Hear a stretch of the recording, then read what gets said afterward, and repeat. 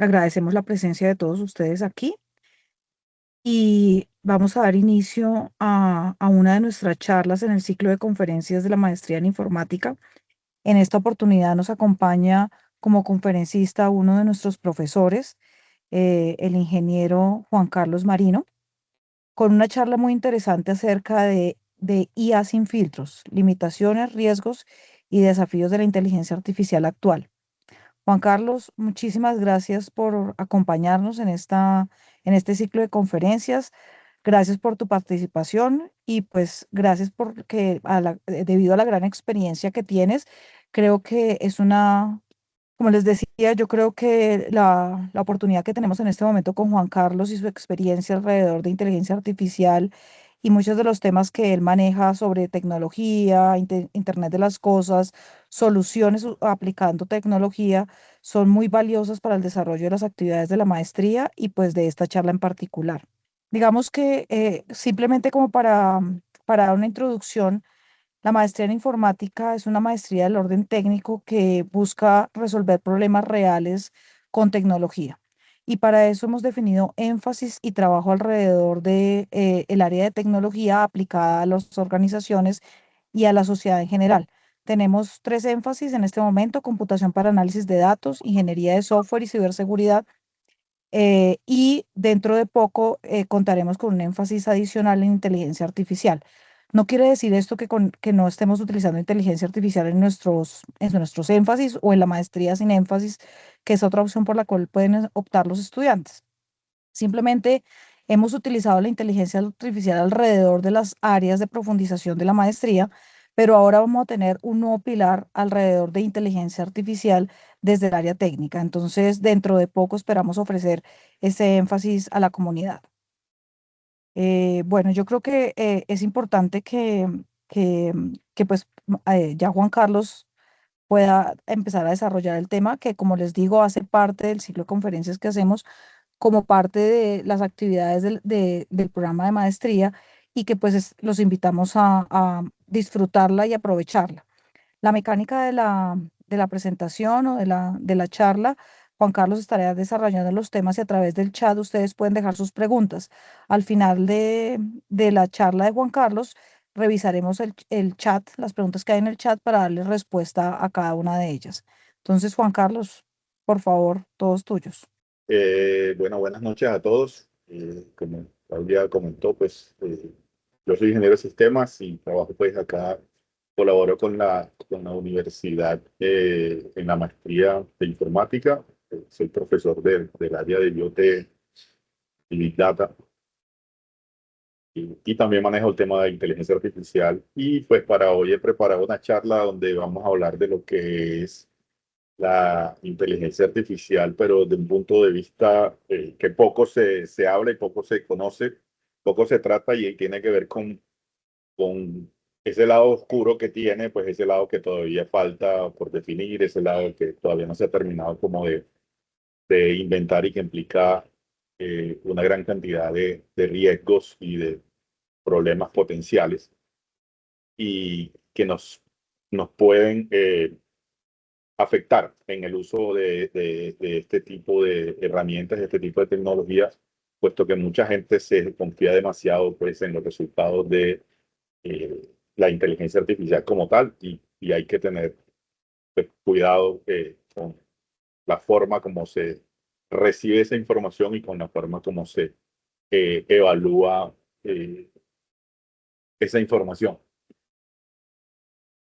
Entonces, básicamente en la agenda del día de hoy vamos a hacer una pequeña introducción para que nos podamos ubicar en la parte de lo que es la, eh, inteligencia artificial, una pequeña definición para entender un poco de qué se trata y luego sí empezar a hablar ya específicamente pues, de los problemas que nos podemos encontrar, problemas que hay dentro de la tecnología, las limitaciones que hay para la tecnología. Esta tecnología tiene algunas limitaciones. Los ataques y vulnerabilidades que tiene esta tecnología está eh, propensa también a ataques, ¿verdad? que de repente pocos conocemos, pero que sí se pueden llegar a realizar. La parte de lo que tiene que ver con ética y responsabilidad, el uso indebido que se ha empezado a ver ya inclusive en algunos aspectos. ¿Cuáles son los riesgos, pues digamos, emergentes así, con el uso de esto, de esta tecnología del futuro y pues unas conclusiones al respecto?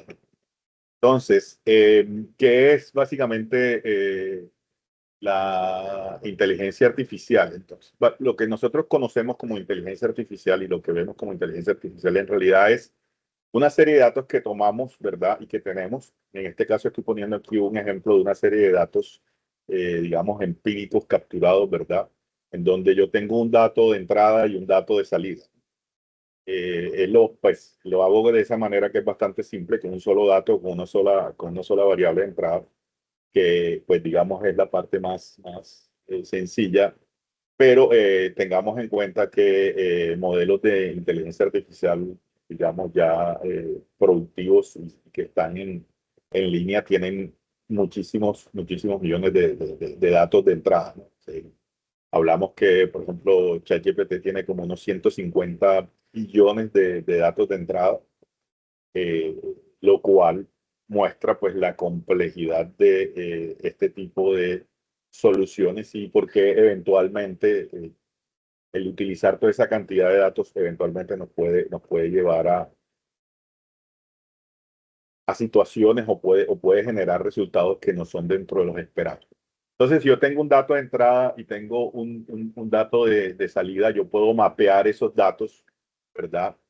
Digamos, en una tabla, en una cuadrícula, y eso básicamente es lo que es mi tarea, ¿no? Entonces, tener un dato de entrada, un dato de salida, de la misma manera que yo escribo, digamos, en ChatGPT, escribo una línea de texto, esa es la entrada, y debe haber una salida que va a ser también una línea de texto, ¿cierto?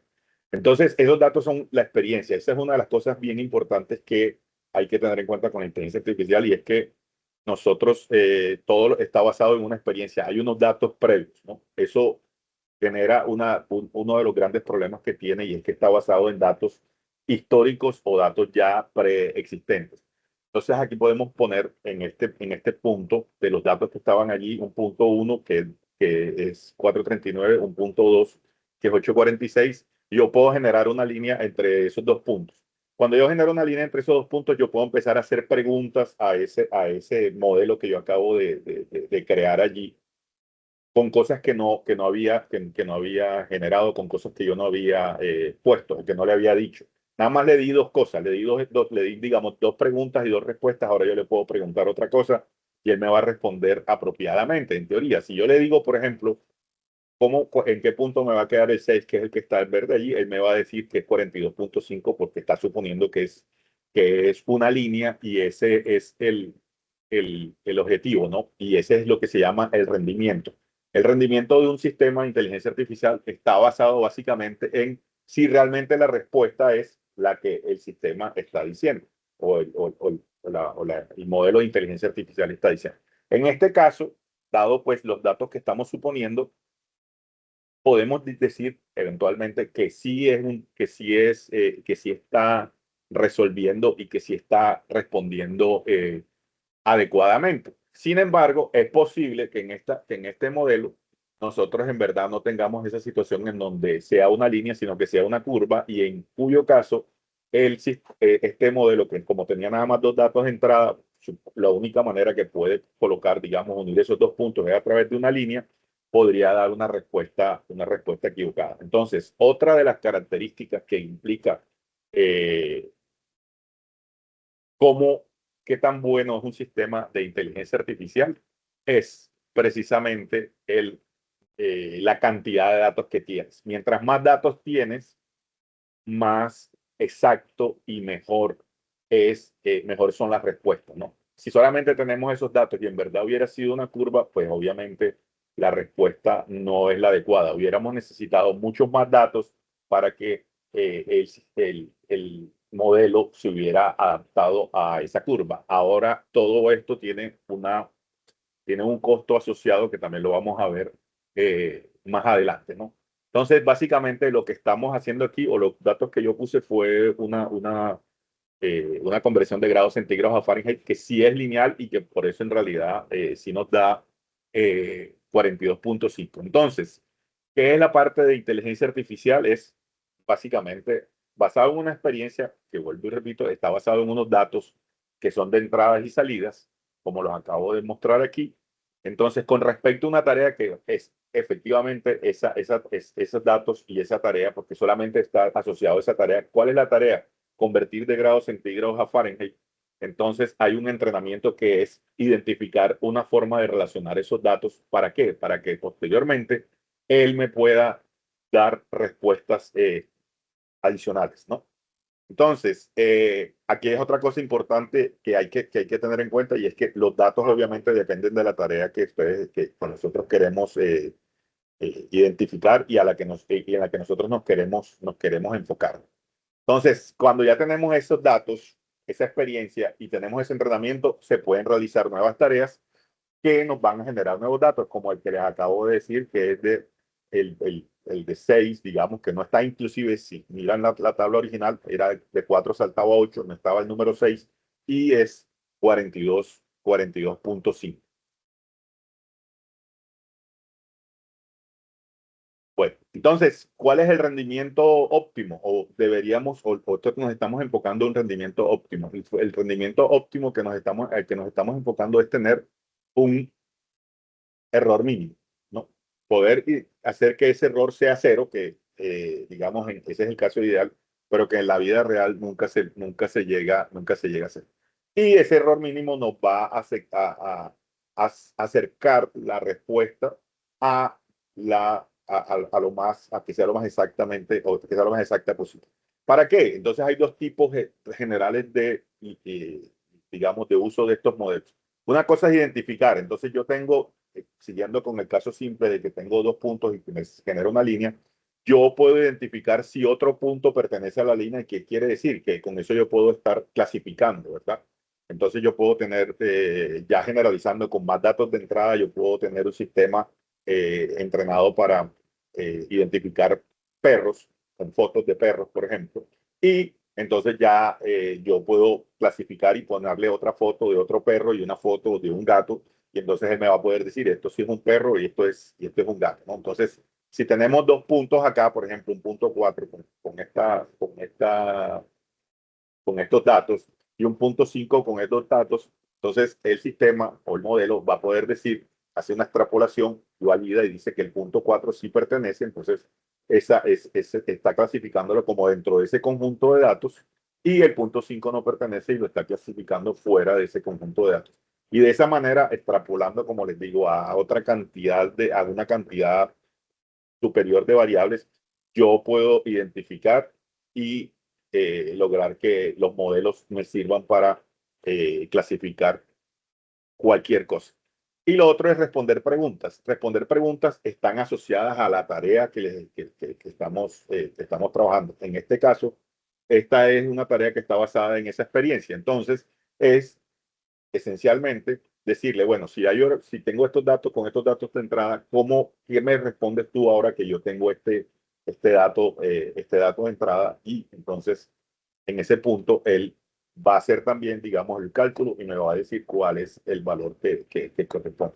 Esos son los dos esquemas generales en donde en uno me responde cosas a las que yo le pregunte, pero nuevamente, y es importante, y se los voy a estar recalcando, digamos, en todo momento, está basado en los datos de entrada y en la tarea en la que se entrenó, ¿verdad? O a la tarea en la que se le entrenó, que depende, obviamente, la tarea a la que se le quiere entrenar genera, pues, o hace que nosotros seleccionemos una serie de datos bastante específicos. Entonces, ¿cómo funciona este proceso desde el punto de vista de pasos que debemos hacer?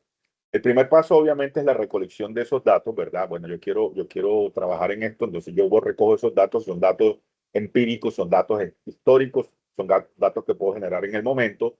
Luego tengo que hacer una preparación de esos datos y hacer algo que se llama ingeniería de atributos. Esta es una de las cosas más importantes que hay que hacer dentro del proceso de inteligencia artificial.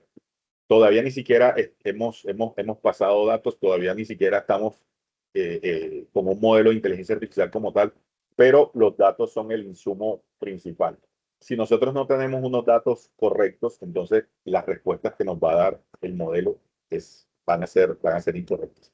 Dentro de las cosas que se ven acá, dentro de las opciones que se ven acá en la parte de la, digamos, de la maestría, es precisamente identificar qué características tienen esos datos y hacer algo de lo que se llama pues, la ingeniería de datos, ¿no?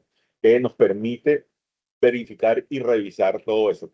Vivimos en un mundo que es pues totalmente, que no es ideal, ¿verdad? Que se ve afectado por múltiples cosas y ese proceso de recolección implica que podemos estar capturando datos errados, suponiendo que estamos generándolos en el momento, o los datos históricos son todavía sesgados. Vivimos en un mundo que está sesgado, que históricamente ha sido sesgado, ¿verdad? En muchos aspectos, ¿no? Hay sesgos con respecto a raza, con respecto a género, con una cantidad de sesgos orientados a la parte, digamos, de los datos en sí mismos. Entonces, eso va a implicar que el modelo, cuando esté entrenado, también nos va a generar o nos va a perpetuar ese sesgo. Por eso es muy importante ese paso número 2, que es la parte de la preparación de los datos. Con eso luego nosotros vamos a hacer la parte de la definición del modelo. Hay diferentes algoritmos en donde yo puedo decir, yo quiero que me utilice este algoritmo, eso hace parte también del diseño y del análisis de la información. Luego viene la parte del entrenamiento, entonces yo con esos datos, lo que se hace es que el modelo de inteligencia artificial trace esa línea o genere esa línea, que puede ser una línea recta, puede ser una línea curva, dependiendo dependiendo de lo que dé los datos. Luego que tenemos el modelo entrenado, vamos a validar. ¿Y qué es validar? Es tomar otros datos que nosotros capturamos, ¿verdad? Que son datos reales. Entonces, de los datos que yo capturo, unos datos los utilizo para entrenamiento y otros datos los utilizo para la validación. La validación es básicamente utilizar esos datos adicionales que no se los puse el entrenamiento y los utilizo para revisar. Entonces, yo sé que cuando yo leí uno, él me responde y yo lo entrené con uno y él me responde dos. Y yo sé que cuando capturé dos, la respuesta era tres. Entonces, yo le pregunto al modelo a qué respuesta hay para dos. Y si él me dice que es tres, pues ya sé que el modelo está bien. Si me dice otro valor, sé que el modelo no está bien, entonces entra el proceso que es la parte de afinamiento. Entonces, dependiendo de los errores que yo encuentre y de la distancia, digamos, eh, o de la diferencia entre el valor esperado con el valor real, con el valor que responde el modelo, entonces se hace un proceso de afinamiento. Básicamente el proceso de afinamiento es volver a entrenar o de pronto capturar nuevos datos y volver a hacer todo ese proceso. En ese proceso, ese paso 6 es un bucle, un loop. Yo me regreso al paso 4, hago nuevamente el entrenamiento, hago la validación y si todavía hay problemas, luego nuevamente afinamiento, vuelvo a hacer entrenamiento, vuelvo a hacer validación, vuelvo a hacer refinamiento hasta que, digamos, recibo las respuestas que están dentro de un rango esperado. Yo luego vaya a la parte del uso del modelo, en donde sí, ya este modelo está liberado, ¿verdad? Ya se puede utilizar. Los usuarios empiezan a hacerle preguntas y luego viene la parte de la interpretación. ¿Qué significa la respuesta del modelo? Que obviamente está asociado a lo que fue integrado. ¿Qué problemas hay asociados a toda esta situación que ya nos dimos cuenta que es total y completamente dependiente de los datos? Pero aún con datos buenos, digamos, ¿no? Con datos válidos, se presentan algunos problemas. Entonces, si tenemos esta situación en donde tenemos estos datos que se ven allí a la izquierda, que son los datos originales, eh, eso me debería generar un modelo que es una línea, que es la línea esa que está azul, que si ustedes se están dando cuenta, pues se nota que es como una curva que va hacia arriba. ¿Qué problema puedo tener yo con los datos? Hay un proceso de entrenamiento, como les digo, y entonces el proceso de entrenamiento, como no hay más datos, el proceso de entrenamiento es volver a entrenar con esos mismos datos, volver a entrenar con esos mismos datos, volver a entrenar con esos mismos datos, y cada vez se reentrena con esos mismos datos.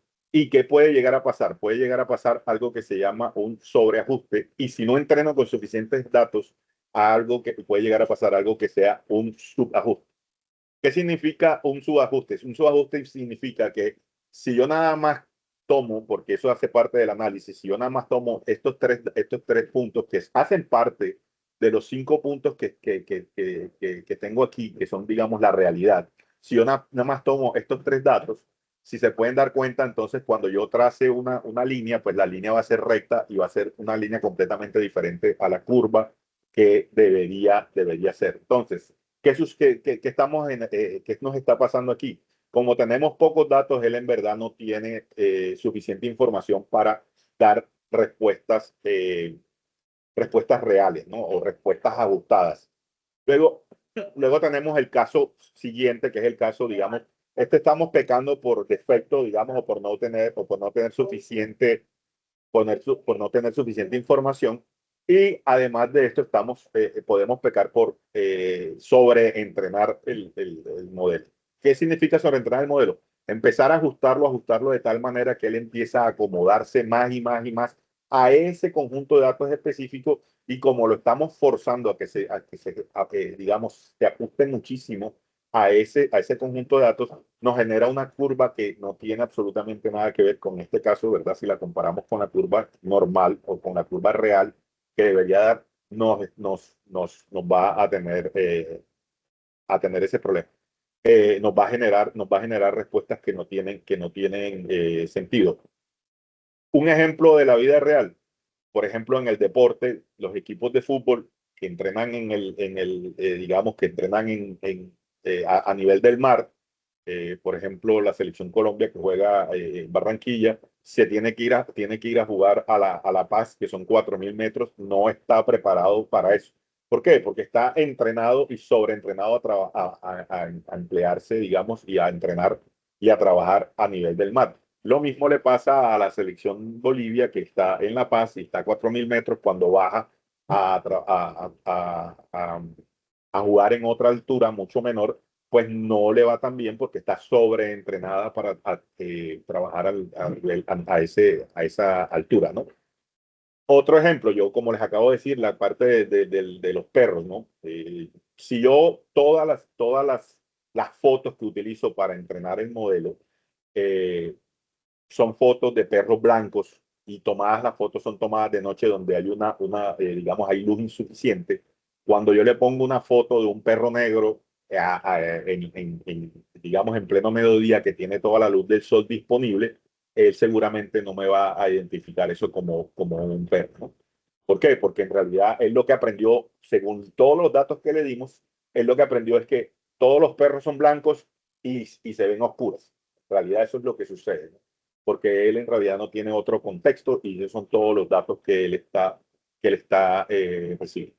Otro problema que hay, que viene precisamente de los datos, ya no tiene que ver ni con el sobreentrenarlo o subentrenarlo, tiene que ver con los datos en sí mismos, que son los sesgos. Como les acabo de decir, los datos son históricos. Históricamente hemos tenido problemas con los datos, y históricamente el mundo es sesgado en muchos aspectos. Entonces puede haber un sesgo de diseño, que quiere decir que yo tengo una mala definición de la solución. Entonces yo quiero hacer algo, eh, y yo quiero entrenar un modelo de inteligencia artificial para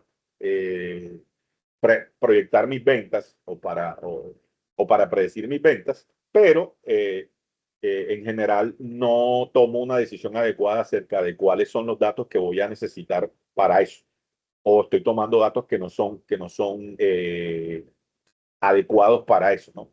También puede ser un problema de contexto, en donde está una mala definición de los datos per se. O sea, yo estoy tomando datos que no tienen absolutamente nada que ver con eh, la solución que quiero encontrar, o estoy tomando pocos datos. Por ejemplo, yo quiero hacer un modelo que me prediga cuál es el valor proyectado de una vivienda, y de repente yo nada más tengo en cuenta cuál es eh, el área, el área cuadrada de la vivienda, y no tengo ningún otro dato. Ese es un dato importante para poder identificar el valor de una vivienda, pero se necesitan más variables. Entonces estoy haciendo una mala definición de los datos. Entonces, para qué afecta el valor de una vivienda. No solamente afecta al área en donde está, afecta el volumen construido, cuántos pisos tiene, los materiales, cuántos cuartos, cuántos baños. Bueno, una cantidad de variables hay que tener en cuenta allí que obviamente hay que identificar. ¿Para qué? Para que el sistema no me esté generando respuestas erradas. Luego está la parte del sesgo de confirmación y tiene que ver con la mala definición de las pruebas. El sesgo de confirmación es una cosa muy común entre nosotros, las personas, ¿verdad? Los seres humanos. Y es que normalmente cuando nosotros utilizamos este tipo de tecnología y lo que queremos es validar digamos, nuestras percepciones, queremos validar nuestros hallazgos. En general, lo que nosotros tratamos de hacer y a lo que nosotros tratamos de utilizar cuando nos pasa este sesgo de confirmación es que lo que nosotros queremos es que de verdad se confirme la idea que tenemos nosotros, ¿no? O la percepción que tenemos nosotros o lo que nosotros suponemos que es correcto. Entonces, un sesgo también que no viene asociado a los datos como tal, pero depende de los datos, es que entonces yo utilizo solo datos que de antemano sé que me dan la respuesta que yo espero y solamente entreno al modelo hasta que me dé la respuesta que yo también quiero, ¿verdad? Entonces lo tengo subentrenado, ya vimos que los problemas pueden estar asociados al subentrenamiento y aparte de eso lo tengo mal entrenado porque estoy utilizando datos que no son. También está la parte obviamente de la interpretación en donde dependiendo de la respuesta yo tomo decisiones que no tienen absolutamente nada que ver con la respuesta. No tiene tampoco que ver digamos, con los datos como tal, pero sí obviamente afecta, digamos, la tecnología, porque si la tecnología te está dando un valor o te está dando una respuesta, si yo malinterpreto esa respuesta, pues estoy también, el problema no ha sido que la respuesta haya estado errada, perdón, sino que yo llegué a una conclusión errada con esa respuesta.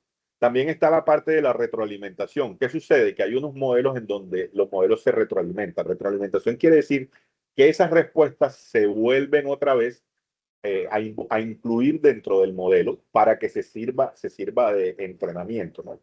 ¿Qué sucede? Que si esa respuesta está errada y yo la valido como correcta, cuando dé la retroalimentación, eso empieza a sacar, digamos, el modelo de balance y le empieza a mover hacia un valor errado. La respuesta, obviamente, en vez de mejorar, digamos, se daña más todavía, ¿verdad? Y yo valido eso y digo que sí está bien, vuelve y nuevamente a hacer retroalimentación y así sucesivamente. Después de muchas vueltas de retroalimentación, lo que va a hacer es que en realidad el modelo va a estar completamente desfasado de lo que se supone que es la realidad. Y y un sesgo de omisión es porque definitivamente no incluí datos que debería de haber incluido, eh, o estoy poniendo datos que no debo de tener en cuenta. Normalmente, cuando uno hace este tipo de análisis, hay que tener mucho cuidado, sobre todo si se manejan datos demográficos, ¿no? Entonces, sabemos que ha habido muchos sesgos, como les acabo de decir, en cuanto a la raza, en cuanto al género, en cuanto a la edad, en cuanto a la cuestión social, al nivel socioeconómico, en cuanto al nivel educativo, etcétera. Entonces hay que revisar bien que los datos sean universales y que no estén, digamos, no tengan esos subconjuntos de información que me van a generar sesgo. Por ejemplo, estos son cosas reales y cosas que en su momento generaron controversia, ¿no? Se entrenó una inteligencia artificial, ¿verdad? Con fotos de muchísimas reinas y de belleza y con muchísimos modelos, actores, etcétera, para que generara lo que es la definición de lo que es un modelo de un hombre perfecto y lo que es la mujer perfecta.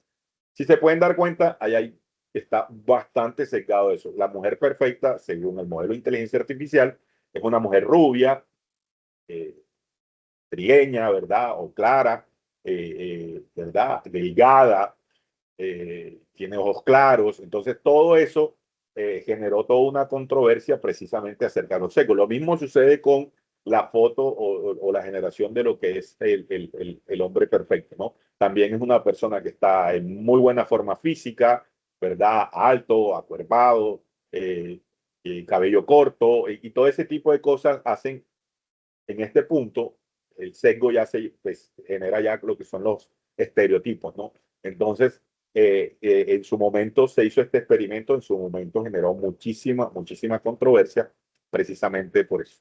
Luego hay otro problema que tiene que ver con algo que se llama la varianza y el drift, ¿no? La varianza tiene que ver con el sobreajuste en donde estamos, los datos se mueven mucho, ¿verdad? Y pueden llegar a ser un sobreajuste. Pero el drift, que es el desplazamiento, ¿verdad?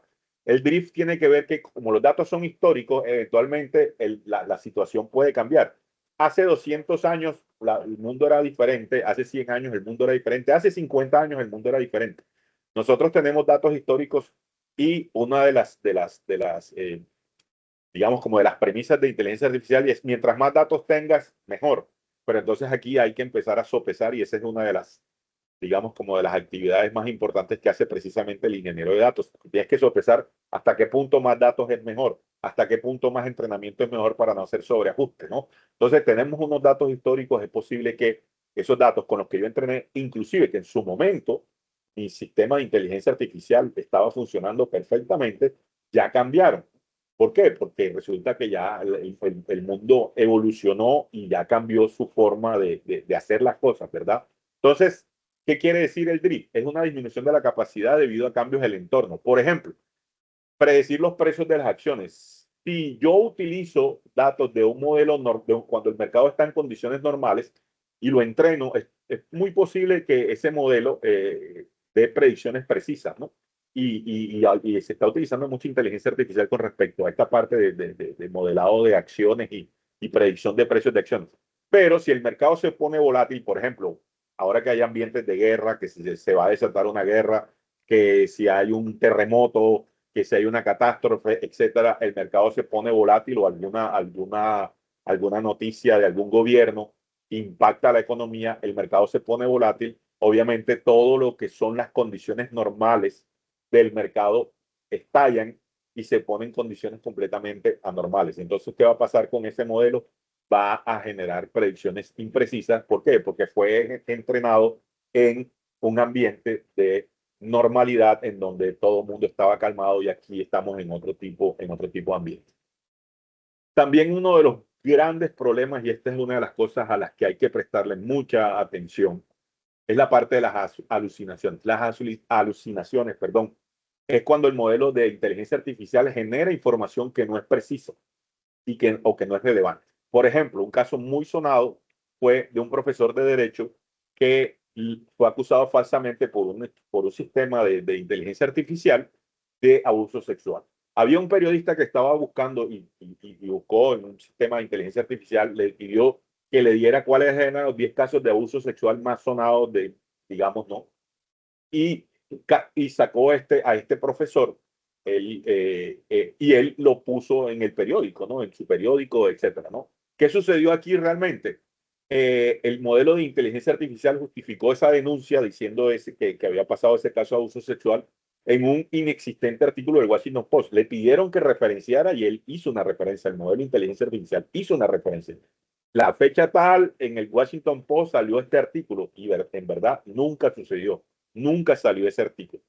Y en realidad lo que después cuando analizaron tuvo en cuenta fue unos viajes que ese profesor hizo era ya en Estados Unidos, él viajó por cosas del destino a otra ciudad, digamos a Miami, la estudiante a la que se le relacionó con el abuso sexual, que era estudiante de su universidad a la cual él le daba clases, pero que obviamente no tenía ningún tipo de contacto fuera de clase, también viajó a Miami por la misma época y a través de esa relación, entonces él llegó a conclusiones no adecuadas. Entonces eso es un problema de entrenamiento del modelo. Pero ese es un problema que tienen las alucinaciones, es un problema que tienen los modelos generativos. Hay que tener mucho cuidado siempre que uno le pregunta algo a un modelo generativo, que modelos generativos estamos hablando de ChatGPT, estamos hablando de Gemini, estamos hablando de Copilot. ¿Por qué? Porque los modelos generativos son complacientes. Ellos siempre van a tratar de responderte y siempre van a tratar de eh, digámoslo así de una manera, entre comillas, de agradarte. Entonces, tú le preguntas yo quiero saber esto, él va a buscar la manera de responderte y quitarte la duda, ¿verdad? Aunque la información que tenga no sea válida, ¿no? Entonces, hay que tener mucho cuidado con eso.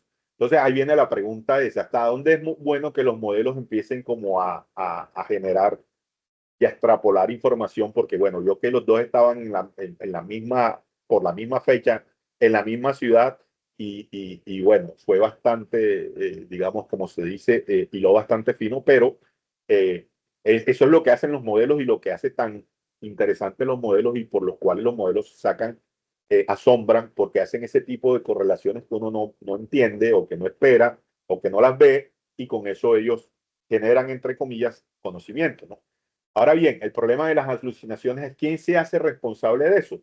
El periodista dijo que el sistema de inteligencia artificial le había dicho que él no sabía, y bueno, el profesor de Derecho, bueno, ahí hay una gran discusión, precisamente sobre quién entonces se hace responsable de eso, ¿verdad? Y ahora vamos a ver en la parte de ética y de autoría también, ¿verdad? Entonces, por la forma como se llegan a dar este tipo de información o como se puede generar este tipo de información, podemos llegar a tener problemas. Y el problema de las alucinaciones es que, por un lado, hay desinformación, como les acabo de decir, ¿verdad? Propagación de información falsa que se cree correcta, ¿verdad? Hay una pérdida de credibilidad en la tecnología de inteligencia artificial, que es lo más grave que puede ser, porque pues hay mucha gente que cree mucho, que no hay que creer tanto, pero tampoco hay que no creer. Es una herramienta que nos puede ayudar, pero si se empieza a perder credibilidad, estamos en problemas. Obviamente, la parte de los sesgos y los prejuicios que vienen también que pueden generar alucinaciones, pueden llevar a una discriminación, y de eso también hay muchos casos, digamos, disponibles. Y hay una dificultad grande, que entonces si se van a utilizar esas respuestas en unos ámbitos donde sí puede tener un impacto, crítico, bueno, este caso fue un impacto, digamos, a la credibilidad de la persona, ¿verdad? Al buen nombre de la persona, a la honorabilidad de la persona, que de alguna manera se pudo resarcir, pero si estamos en un ámbito médico, puede llegar a haber, digamos, catástrofes o consecuencias mortales inclusive, y si estamos en un ámbito legal, pues también, ¿no? Porque se puede condenar a un, acusado, y de hecho hay un caso de esos en Estados Unidos con un sistema que ellos hicieron, no para acusados, sino para generación de las eh, cuando están digamos, en libertad condicional, y el sistema siempre le daba mayor prioridad a los prisioneros blancos que a los prisioneros negros. Eh, y ya generaron las críticas. ¿Por qué? Porque la información es sesgada desde todo punto de vista. Históricamente han liberado siempre más prisioneros blancos que prisioneros negros, y el modelo absorbió ese sesgo.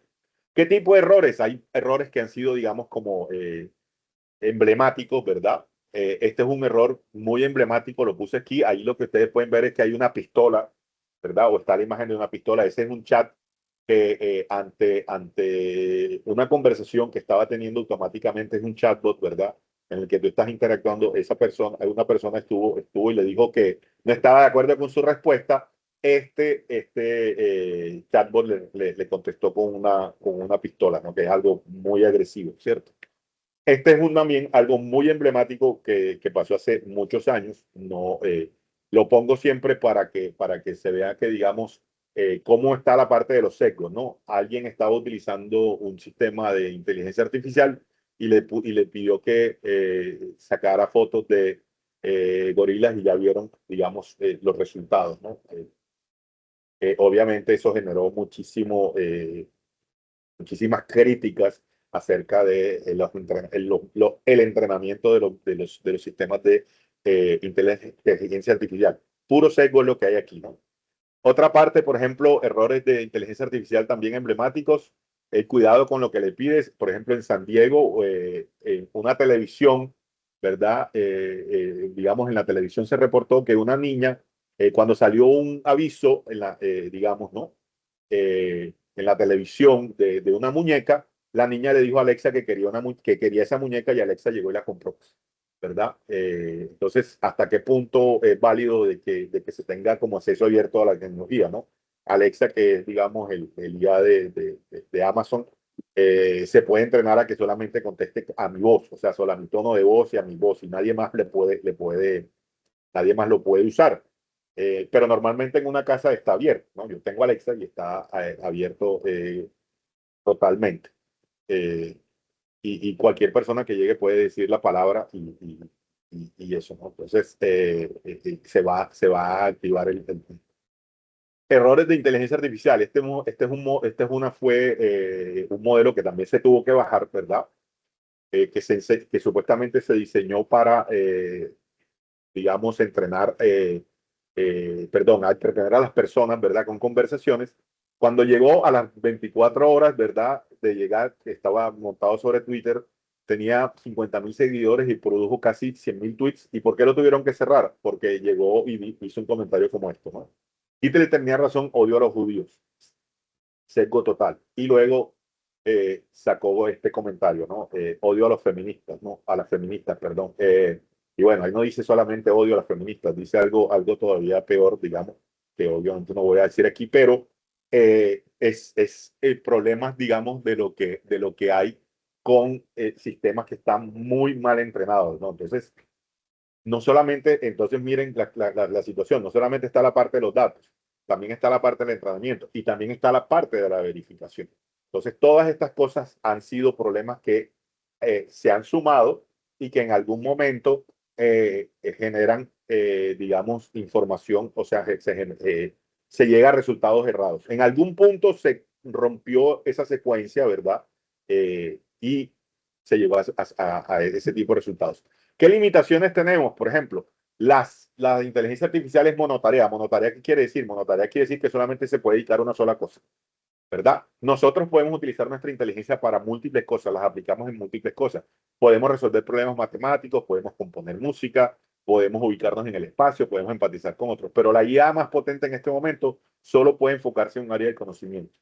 Y entonces tenemos un IA enfocada en lenguaje generativo.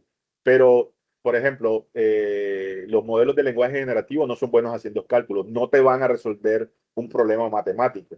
Lo intentan, pero yo les puedo decir que he encontrado muchos errores cuando he utilizado me apoyo en la inteligencia artificial o me apoyaba en la inteligencia artificial porque precisamente dejé de hacerlo en ese tópico específico era de revisar cálculos que yo hacía con proyecciones y con cosas que yo tenía que hacer dentro del análisis que yo tengo que hacer en mi trabajo.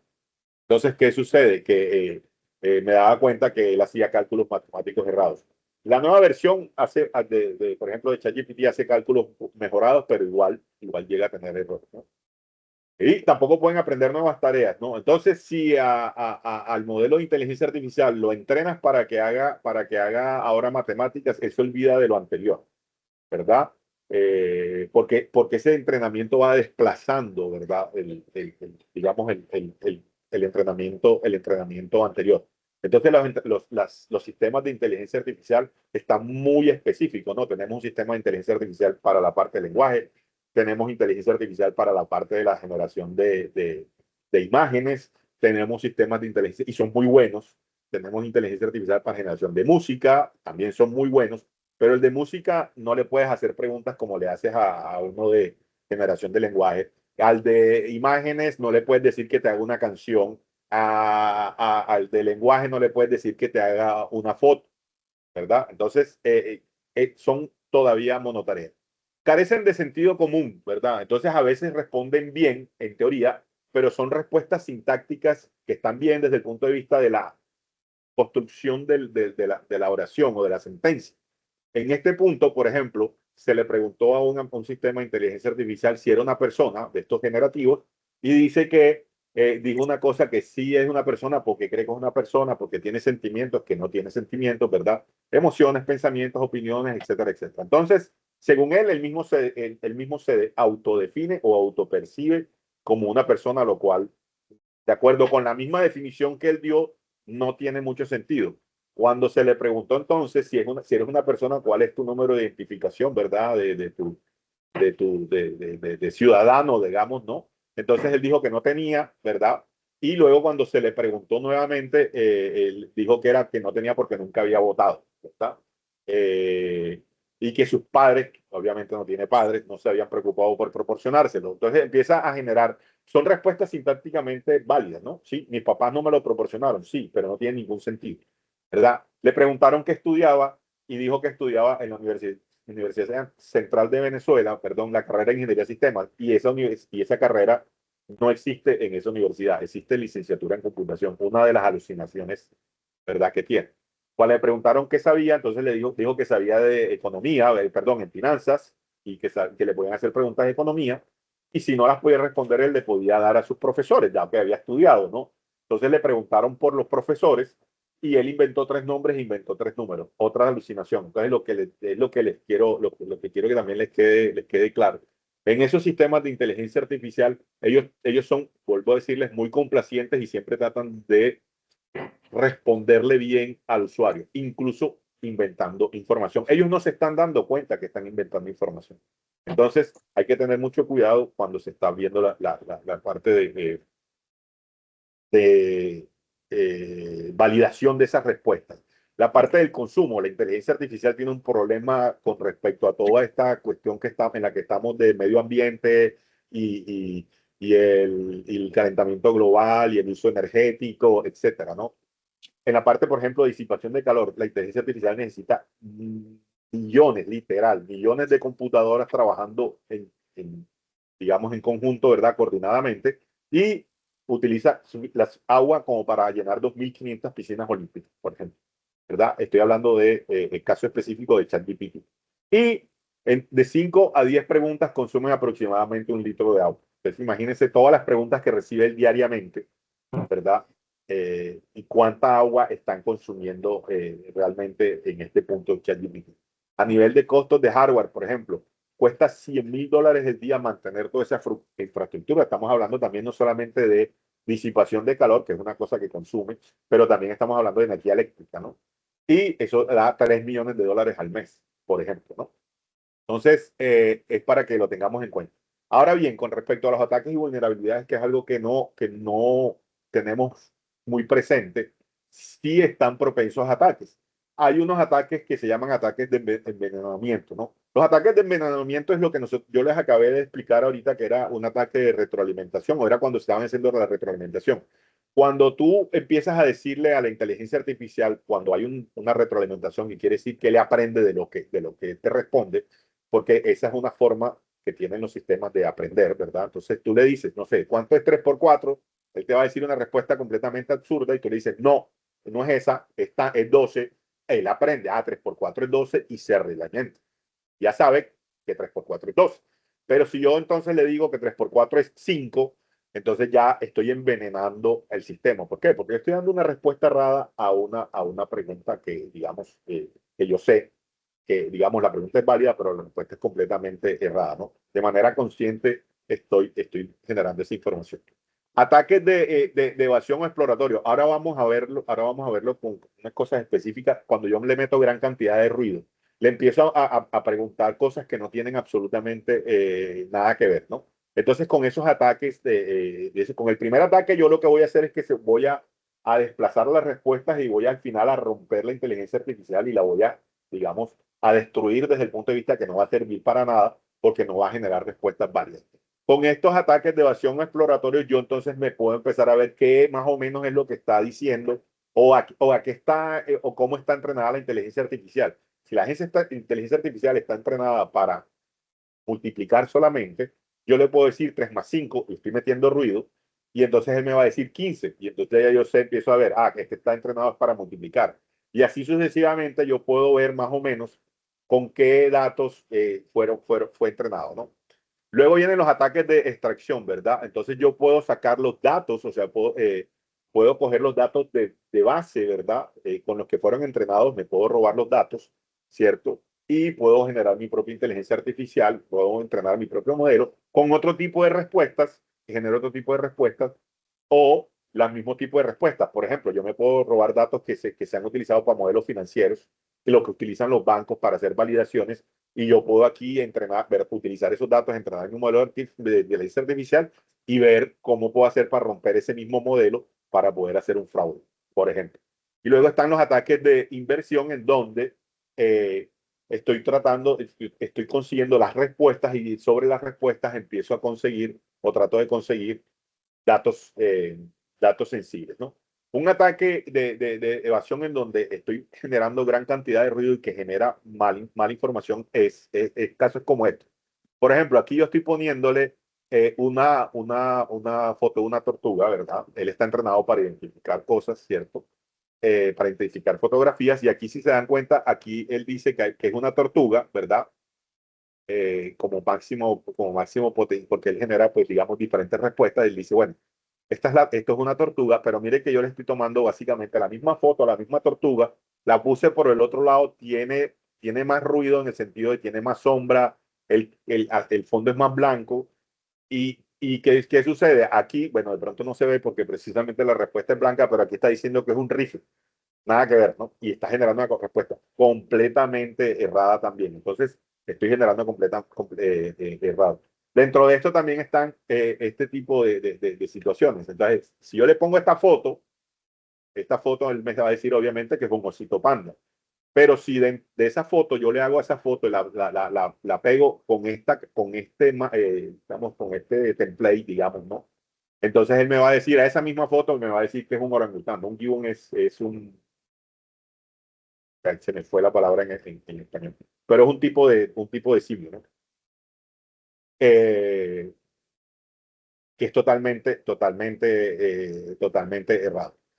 Luego vienen los dilemas éticos y la responsabilidad. Entonces, cuando una IA crea algo que es nuevo, porque era algo que no, para lo que no había sido entrenado, ¿verdad? O sea, no está en los datos de entrenamiento, pero está generando algo nuevo, ¿cierto? Entonces, ¿quién es el autor? La compañía que hizo el sistema de IA, los ingenieros que desarrollaron la IA, los que diseñaron el modelo, los dueños de los datos con los que se entrenaron, o el usuario que solicitó y pidió digamos, hizo el prompt, ¿verdad? O si hizo la consulta, ¿verdad? O combinación de todos o alguno de los anteriores, y si es combinación de todos, ¿en qué porcentaje? Entonces, eso es uno de los grandes dilemas que se tienen, ¿no?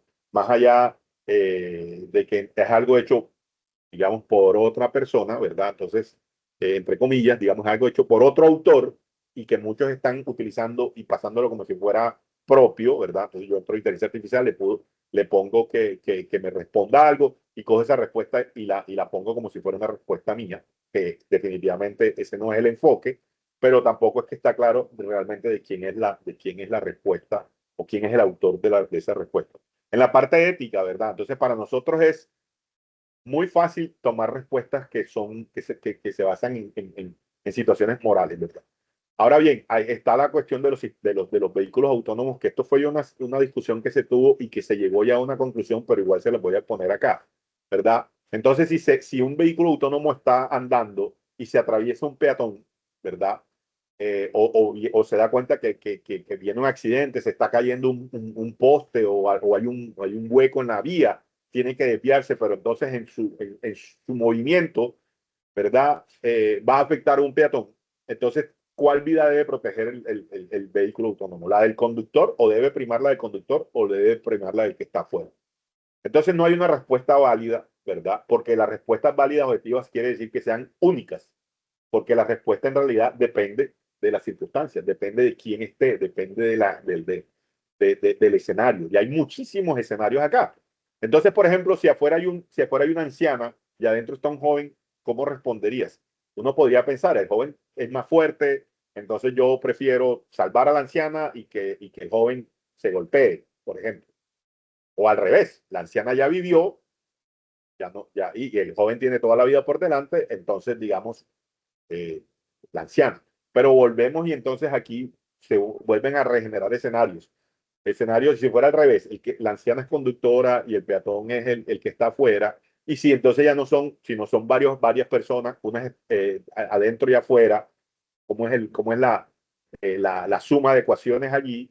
Ahora, si son varios grupos de peatones, tengo uno a la izquierda, tengo otro a la derecha, y aún peor todavía, si dentro de este escenario pongo a alguien que sea importante, entre comillas, por ejemplo, el presidente de un país, ¿verdad? El líder de una nación, eh, alguien famoso o algo así, ¿no? Entonces, de todas maneras, para que sepan, ¿no? Ya esto está zanjado, ético o no, ya quedó claro en los vehículos autónomos que en este tipo de situaciones va a primar la vida y va a primar, digamos, proteger al conductor, porque a eso es a lo que ellos se dedican, ¿no? Ellos se dedican a conducir en los vehículos autónomos, ¿verdad? A transportar a alguien que está dentro del vehículo de un lado al otro, de un punto a otro punto. Por consiguiente, para ellos, digamos, la carga útil está dentro del vehículo y eso es lo que ellos van a proteger. Vuelvo y repito, soluciones objetivas no hay, ¿verdad? Entonces, ahí vienen ese tipo de cosas. Sentimientos. Entonces, en el punto de sentimientos es el punto de sentimientos es uno de los problemas que tiene la IA, es que no siente nada, ¿verdad? Entonces todas las conclusiones se basan en datos previos y en la frialdad mismo a los datos. No hay empatía, ¿cierto? Entonces algunos trabajadores, algunos investigadores están mirando esa parte de darle empatía de darle sentimientos, ¿verdad? A los modelos de inteligencia artificial, gusto, alegría y todo. Pero si el modelo se puede poner alegre, entonces, ¿qué pasa que cuando se enoja? ¿Y qué pasa cómo evitamos que tome decisiones erradas? Porque los humanos somos así. Y él se va a entrenar con una serie de datos que lo va a sesgar también así. Entonces, cuando uno está enojado, toma decisiones que no son las adecuadas, ¿verdad? En cuanto al funcionamiento, hay muchas lagunas y nosotros no sabemos cómo funciona realmente la inteligencia artificial. No sabemos cómo aprende la inteligencia artificial. Nosotros aprendemos de una manera totalmente diferente. Nosotros aprendemos en bloques de información que están asociados inclusive a palabras. Nosotros aprendemos en base a conceptos. La inteligencia artificial aprende en base a lo que se llaman tokens, que básicamente es combinaciones de letras. Para mí, yo puedo tener una sola palabra dentro de mi mente, Casa Blanca, y eso me genera una cantidad de información. Casa Blanca es, yo me imagino la Casa Blanca de Estados Unidos, que el presidente, etcétera, etcétera. Y con eso yo puedo sacar una cantidad de información que está solamente asociada a un par de palabras. La inteligencia artificial no es así. La inteligencia artificial tiene digamos, unas combinaciones de letras y solamente lo que hace es generar modelos estadísticos. ¿Modelos estadísticos es qué? Modelos estadísticos, entonces, si bien después de casa debe venir un color, entonces él hace esos modelos estadísticos. Él predice y proyecta y por eso es que para los casos generativos, ¿no? Entonces, por eso es que él sabe, digamos, cuándo debe responder. Ahora bien, ¿qué tenemos en cuanto a la parte de el uso indebido? El uso indebido que se ha visto mucho, ¿no? Entonces tenemos, por ejemplo, fake news. Ahí esa foto que es irreal, pero que fue real en el sentido de que salió al público del Papa Francisco con una chaqueta para el frío, que obviamente fue inventada, digamos, con un modelo de inteligencia artificial. Más allá de todo está la cuestión de lo exacto y de lo veraz que se ve. Y esta foto que también que generó también en su momento bastante ruido, ese es el Pentágono y esa es la imagen de una bomba o de un proyectil que cayó en el Pentágono, ¿no? La generaron, la distribuyeron por internet. En 15 minutos la bolsa cayó como 20% y era una fake news, ¿no? Entonces, hay que tener mucho cuidado con esta situación. ¿Qué riesgos tenemos? Por ejemplo, si me dice mentiras, las alucinaciones, lo que les acabamos de decir, ¿qué responsabilidad hay? La parte de sustitución me está sustituyendo gente, el impacto social de eso, la parte de los hackers, los ataques y vulnerabilidad que tienen. Entonces, ¿cómo mejoramos la seguridad? La parte humanoide de diferenciación. Hay una cosa que se llama el valle inquietante, perdón, y es cuando los modelos empiezan a parecerse mucho al ser humano, llega un momento en que nosotros rechazamos el modelo, ¿sí? Porque nos da miedo, me imagino. O sea, entonces, por eso los humanoides y las cosas si estos robots de inteligencia artificial que están viendo que se están haciendo en Japón y toda la cosa, que se están vendiendo y eso son robots. Uno los ve y son robots, son metálicos, tienen cosas. ¿Por qué? Porque está visto que la gente no va a aceptar que tengan caras humanas, aunque se han desarrollado robots con caras humanas, con expresiones humanas y todo. ¿Por qué? Porque generan pánico en la gente. la inteligencia artificial puede hacer perfilamiento y puede hacer una cantidad, y lograr una cantidad de información solamente con hacer estadísticamente, digamos, revisión de los datos. Cuando la parte de los sentimientos, ¿verdad? Cuando tiene enojo, rabia y todo, la parte del ser un metahumano, ¿no? Que estamos haciendo una integración, ya hay unos chips de inteligencia artificial que se están implantando en el cerebro de algunas personas, ¿no? Ya se están haciendo ese tipo de experimentos. La parte del control y la autonomía de lo que nosotros vayamos a hacer sobre esa parte de la inteligencia artificial. Y en términos generales, por ejemplo, tenemos unos escenarios, por ejemplo, armas autónomas. Entonces, si dejamos que un arma tome decisiones por sí mismo, ¿qué puede pasar, verdad?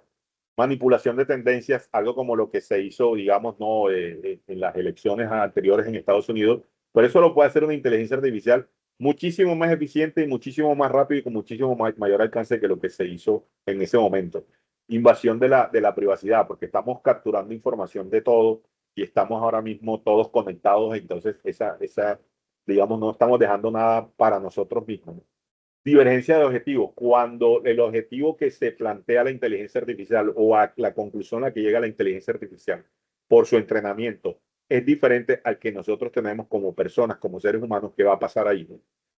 Y ya está visto inclusive que la inteligencia artificial ya está empezando a mentir. Está empezando a mentir para evitar que la paguen, para evitar que la actualicen, para evitar de una gran cantidad de cosas, ¿no? Entonces, esos son comportamientos que se llaman emergentes, ¿no? Y la parte, obviamente, de la discriminación que viene con la parte digamos, de los secos. ¿Hacia dónde queremos ir? A la inteligencia artificial explicable, ¿no?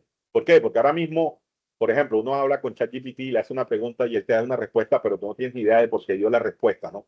Entonces, necesitamos que la IA sea autoexplicable, ¿no? Que diga por qué ese modelo generó esa respuesta. La forma como está armada la inteligencia artificial impide que nosotros podamos hacer eso. Es una caja negra, ¿verdad? Entonces, identificar qué variables influyeron en una predicción, por ejemplo. Permitir auditorías internas y externas, que eso tampoco lo hace. Y aumentar la confianza en usuarios irregulares. Por ejemplo, un modelo que predice un riesgo de infarto tiene que poder explicar qué factores pesaron más en esa respuesta que él está diciendo, ¿verdad? Entonces, ¿qué pesó más? Sí, es que él tenía la presión más alta, pero en este caso, él pesó más el colesterol y por eso yo hice esa predicción. Ese es el tipo de casos en los que yo voy a poder mejorar y hacia lo que nosotros estamos yendo a futuro con la inteligencia artificial. Conclusiones de todo esto, ¿no? La inteligencia artificial actual no es todopoderosa, depende de datos humanos que son imperfectos, ¿no? Entonces hay que tener mucho cuidado el, eh, con cómo tratamos las respuestas de la inteligencia artificial, ¿verdad? Reconocer que tiene limitaciones es, es, es, es clave, ¿no? Para esto, porque hay que tener, entender, ¿verdad? Que no es todopoderosa, que tiene sus limitaciones y con eso nosotros vamos a poder hacer el tratamiento adecuado de las respuestas posibles que tiene la inteligencia artificial.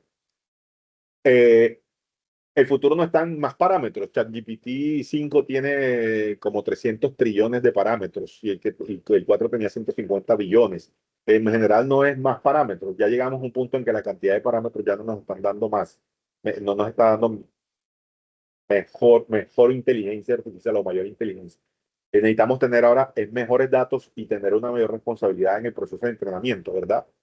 Entonces, la ingeniería de datos, que como les decía, es parte de lo que también se ve en la cuestión en esta, se va a ver en esta énfasis, ¿verdad?, de lo que es inteligencia artificial y la parte de la ética, ¿verdad?, la parte de la transparencia, es lo que nos va a permitir que pasemos de eh, podamos saltar, digamos, o podamos completar ese paso en donde realmente tengamos una inteligencia artificial que sea, entre comillas, real, ¿no? Bueno, y eso es todo por hoy. Muchas gracias.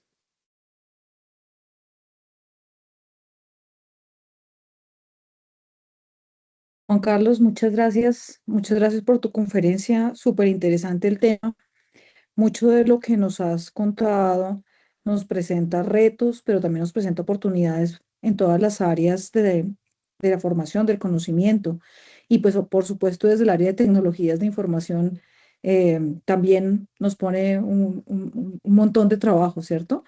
eh, para aprovecharla, para controlarla, para entenderla, para saber cuáles son sus limitaciones y para dar una mirada ética al uso de la misma. Y yo creo que has abordado todas las áreas, todas las problemáticas, desde ingeniería de software, de ciberseguridad, desde ingeniería de datos y por supuesto desde el desarrollo de la inteligencia artificial. Entonces yo creo que ha sido una charla súper completa que nos da una mirada alrededor de todos los temas y pues nos abre la puerta para mucho de lo que hacemos nosotros desde la maestría y para muchos problemas que tenemos que resolver como humanidad, por decirlo de alguna manera. Sé que en el chat han dejado algunas preguntas. Vamos a responder una o dos, no sé. Jessica, si nos ayudas.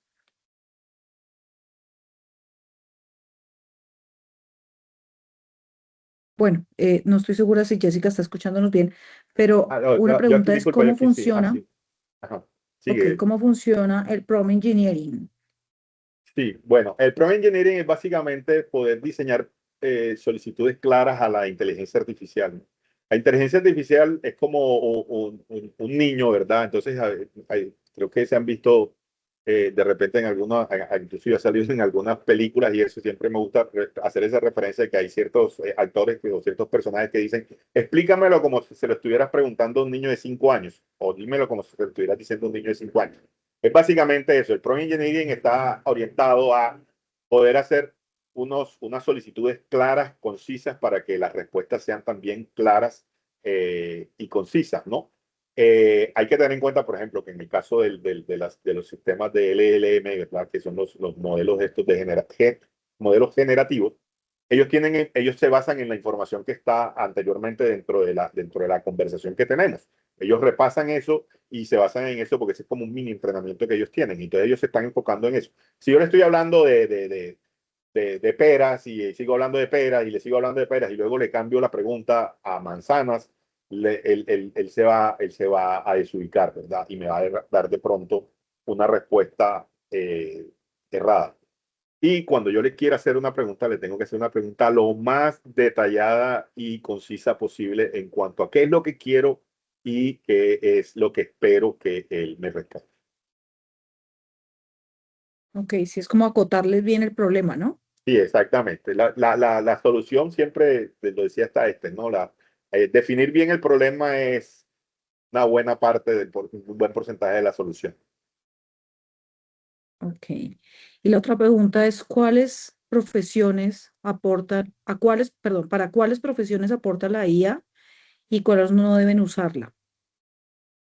Yo considero, eso es una cuestión un poco ya más subjetiva, ¿cierto? Y Ujú. eso es parte de la discusión que tenemos ahora mismo a nivel mundial en cuanto a precisamente a todo lo que se está mirando de inteligencia artificial. Yo personalmente considero que todas las profesiones se pueden, digamos, apoyar en la inteligencia artificial y precisamente la palabra clave aquí es apoyarse, ¿no? ¿En qué sentido? Es que la inteligencia artificial nunca va a reemplazar, digamos, a una persona, digamos, ¿no? Eh, por más que se intente y que hay muchas profesiones se dice que están en riesgo por esto, ¿no? Yo pienso que debe ser una herramienta y que será una herramienta que nos va a servir para muchas cosas, pero que no deja de ser una herramienta, ¿no? Y que la tenemos que utilizar como una herramienta. Por las cosas que les acabo de mencionar, las alucinaciones, los ataques y todo ese tipo de cosas a las que se está expuesto, uno no debe, como se dice, tragar entero cuando uno recibe una respuesta de esto y uno tiene que validar, ¿no? Ponerle sentido común y ponerle algo así como de perspicacia a lo que me está respondiendo la inteligencia artificial y pasarla por una validación, ¿verdad? Pero en términos generales, yo pienso que todas las profesiones se pueden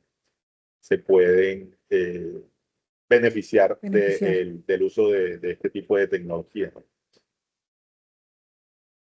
Ok. Bueno, nuevamente entonces, Juan Carlos, muchísimas gracias por habernos acompañado en este ciclo de conferencias de la maestría en informática. Los invitamos a visitar la página de la maestría. Allí están también nuestros contactos. Y también tenemos dentro de la página de la escuela el lugar de del ciclo de conferencia para que ustedes puedan ver las que ya tenemos programadas, las que ya hemos realizado y algunas grabaciones de estas actividades que hacemos como parte de el conocer del área de tecnología y de mostrar lo que hacemos desde la maestría en informática. Entonces, muchas gracias nuevamente, Juan Carlos, muchas gracias a todos los que nos acompañaron y les deseamos una feliz noche y un buen fin de semana. Muchas gracias, buenas noches a todos.